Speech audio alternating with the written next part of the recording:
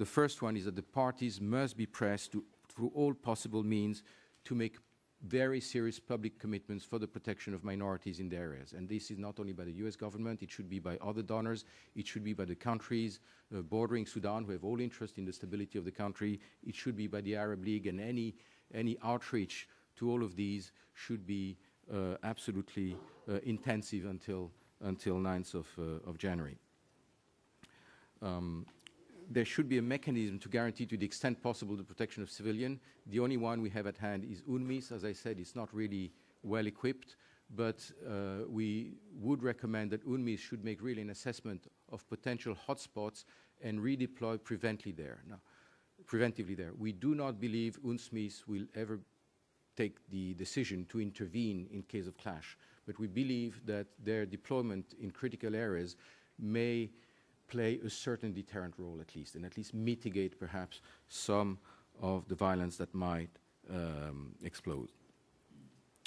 Finally, we do agree that a formal agreement on citizenship should be worked out as soon as possible.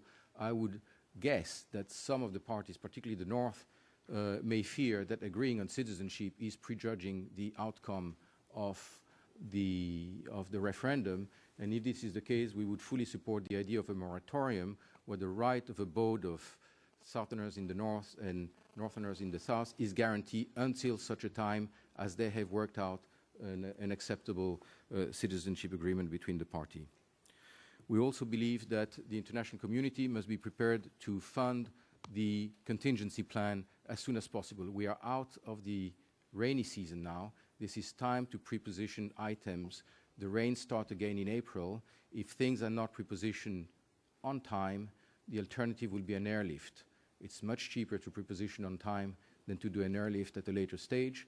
And at present, I saw that the UN is asking for $26 million of items to preposition, which I think is an extremely modest request to the international community, and that thing should be expedited, I would say, as soon as possible.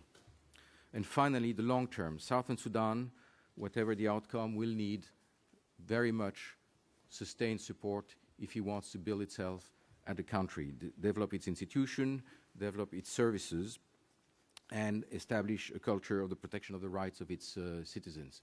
And I hope that the US and other donors will remain engaged with Southern Sudan, whatever happens, but without giving it a blank check.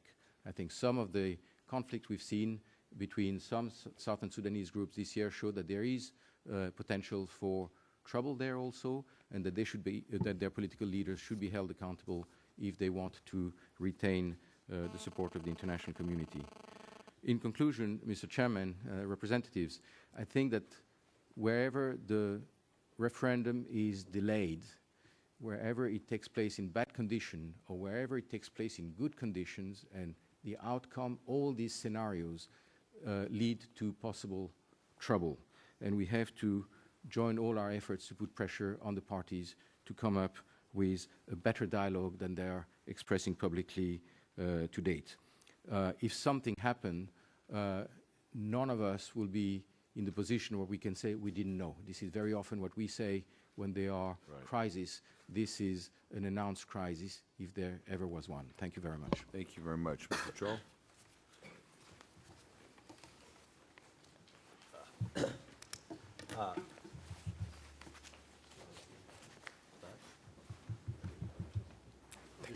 Take this one.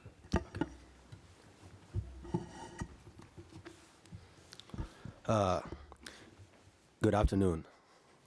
I would like to thank Co-Chairman Govin and Wolf, although I don't see him here, my Congresswoman Dana Edwards, and Congressman Smith, and the Tom Lantos Human Rights Commission for inviting me to be with you here today.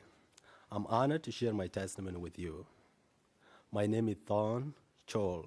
I was one of the Lost Boys who came to the United States in 2000.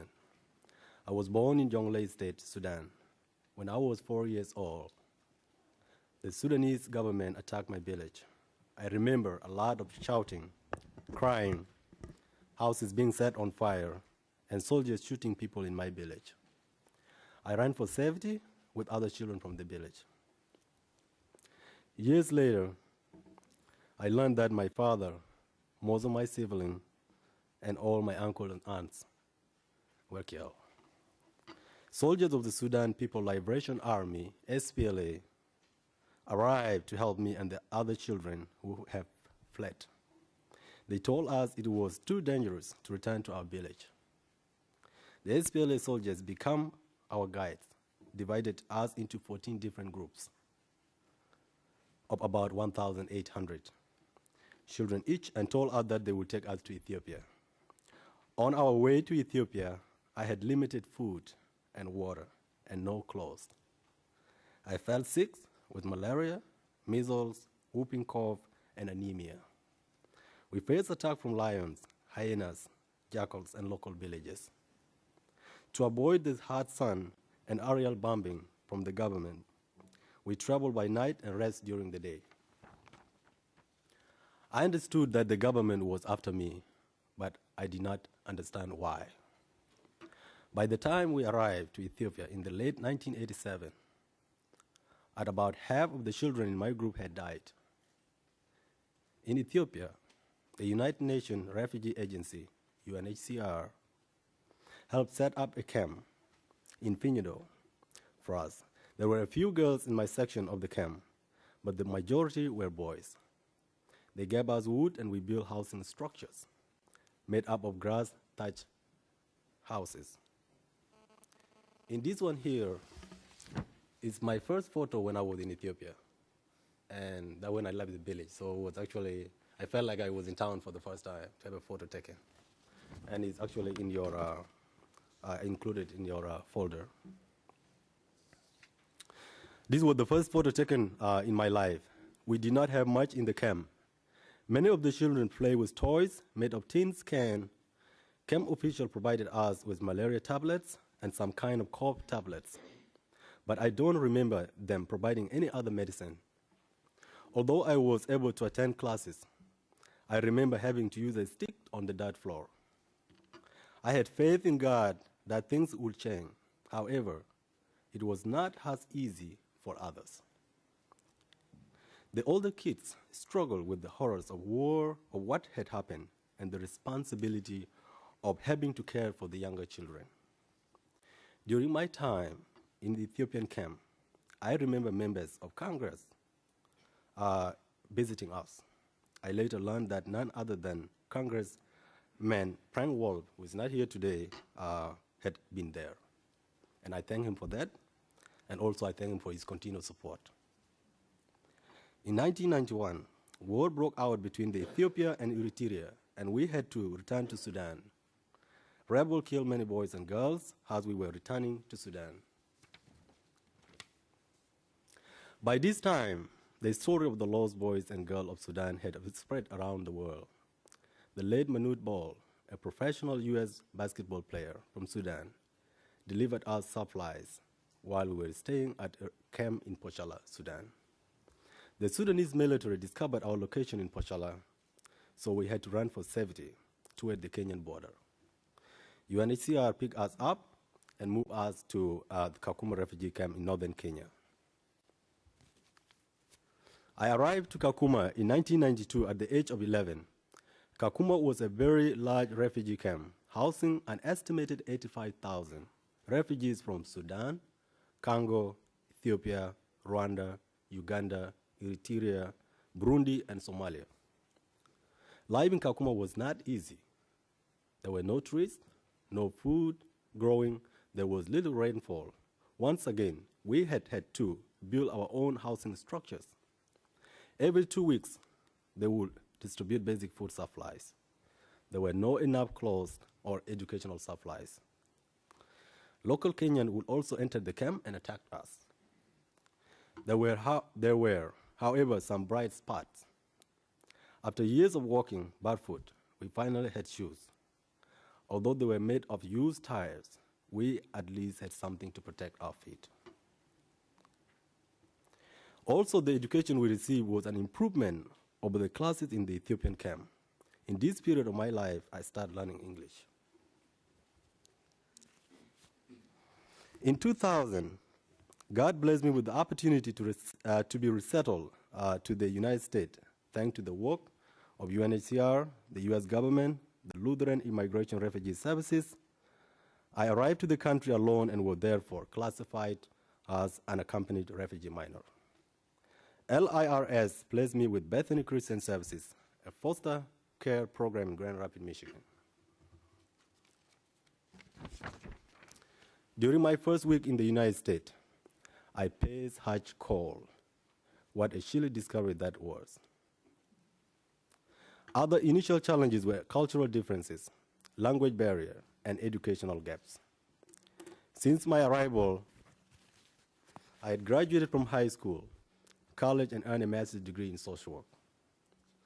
I attributed my personal accomplishment to the help of my American foster parent, the organization that helped to feed me, clothe me, and provide me with shelter when I was a refugee. And equally important, the support I have received from my friends, family, instructors, co-workers, and mentors. In 2008, I interned for Senators Carl Levin and David Stabenow. And I currently work for the government of the District of Columbia. Not all were as lucky as me. My sister, Akwal Chol, is a widow residing in a refugee camp in Uganda with her children.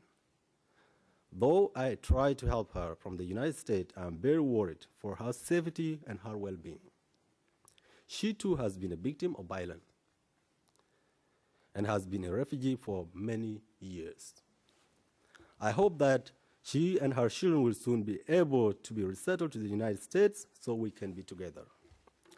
In my life, I have experienced trauma, conflict, war, and injustices. But I am not angry. I have devoted my life to peaceful coexistence, love, and fairness. I remain in close contact with the Sudanese community and try to promote peace and progress. As a result of what I have seen, I recommend that U.S. policy makers do the following. 1, put more diplomatic pressure on Sudan and other governments to resolve their wars peacefully. Include input and recommendation from NGOs who have been working with refugees and other displaced populations. 2, assist refugees who voluntarily return to their countries with training on how to survive, grow crops, start micro-enterprise, etc. Non-profit organizations who work with refugees should help develop and implement these programs. 3, provide better assistance to refugees in refugee camps, such as protection, food, shelter, healthcare, education, counseling, psych therapy, and AIDS awareness program. 4, ensure fairness and transparency in the distribution of supplies to refugees. 5, improve the cultural orientation given to refugees being admitted to the United States, tailored to the origin of the refugees and to the state where the refugees are being resettled. 6, conduct a thorough assessment of refugees being admitted to the United States to determine the services they will need to successfully rebuild their lives in the United States. 7, create programs to enable refugees to resettle to the United States to return to help their countries rebuild and to provide support to fellow refugees who are still in the camp. Congressman Wolf introduced legislation on this issue a few years ago, and this bill is a good example on how the U.S. government can empower refugees to be a part of the solution. Thank you again for the opportunity to share my story with you this afternoon, and I look forward to answering any question you may have. God bless you. Thank you very much. Appreciate you being here. Is that I think it's working. That's working, good. Okay. Good afternoon. I would like to express my appreciation to Tom Lanterns and Human Rights Commission for inviting me to be here today.